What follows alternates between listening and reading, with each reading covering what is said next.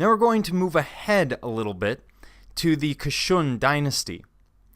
Now, the Maurya dynasty will end when a general assassinates the previous ruler. By the way, this is kind of how just about every dynasty in history ends, but hey, what the heck.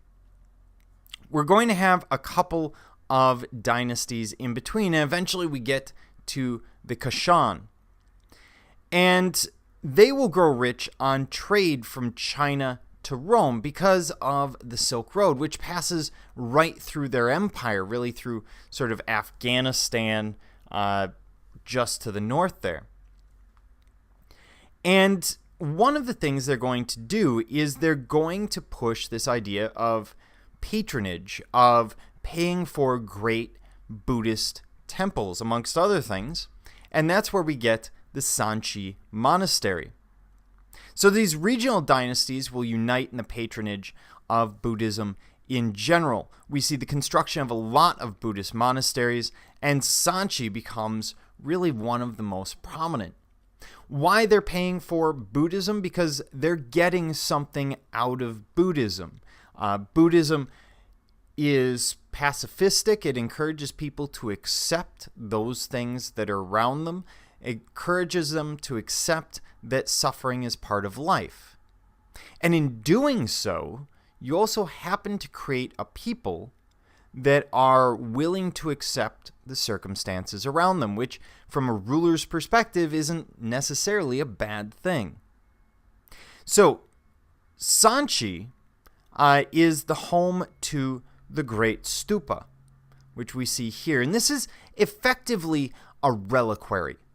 So in the West, we would see reliquaries with bits of dead saint, usually a bone chip or a bone or a tooth or something like that, and usually surrounded by gold with a piece of glass because we want to see the relic. This is a different sort of idea of a reliquary, but it's serving the same purpose. So a stupa is a circular mound housing a relic of the Buddha. These mounds are closed, and worshippers will circumambulate them in a clockwise manner. Now, this mound is also a representation of the universe. The dome is the world mountain, with the cardinal directions marked by Tornanas. The stone fence at the top encloses the realm of the gods, while the pole at the center, also known as the Yasti, Y-A-S-T-I, represents the axis of the universe. So it's really sort of their understanding. You'll notice that I referred to gods, or realm of the gods.